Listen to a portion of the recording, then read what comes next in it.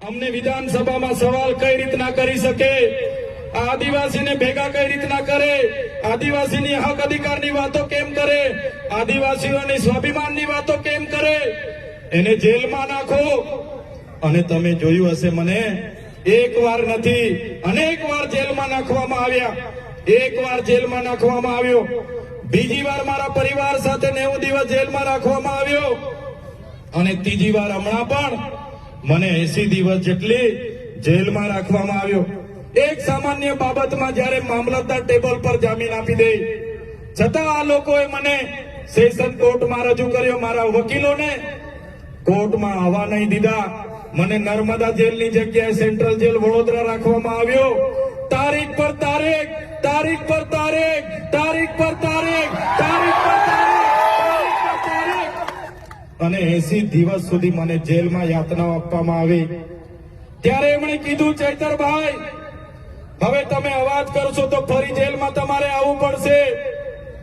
તમે ભાજપમાં જતા રહો, ભાજપમાં અમારી સરકારમાં આવતા રહો, તમને મંત્રી બનાવી દઈશું, તંત્રી બનાવી દઈશું.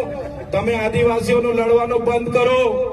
ત્યારે મેં એ લોકોને પણ કહેવા માંગુ છું, ચૈતર વસાવાને 1 વાર જેલમાં નાખવાથી, 2 વાર જેલમાં નાખવાથી, 3 વાર જેલમાં નાખવાથી ચૈતર વસાવા ડરી જાય એવા વસાવા નથી. આ ચૈતર વસાવા આદિવાસીનો દીકરો છે. આદિવાસીનો ઇતિહાસ તમે જોઈ લેજો. ગોરા અંગ્રેજો સામે અમે નથી ઝૂક્યા, આ કાળા અંગ્રેજો સામે પણ અમે નથી ઝૂકવા.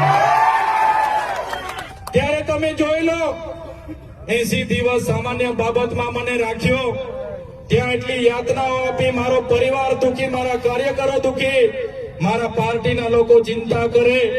તમારી બધાની ચિંતા હશે, તમે બધા મારા માટે પ્રાર્થના કરતા હશો. એ લોકોનો ઈરાદો હતો કે ચૂંટણી પત્યા સિવાય નીકળવા નથી દેવાનો. છતાં તમારી પ્રાર્થના, તમારી દુઆ, તમારી મનોકામના મારી બહેનોએ ઉપવાસ રાખ્યા હતા, વ્રત રાખ્યા હતા, અને માનતા રાખી હતી. અને ઉપરવાળાએ જોયું, અને 80 દિવસમાં તમારો દીકરો છૂટીને તમારી વચ્ચે આવીને આજે ઉભો છે.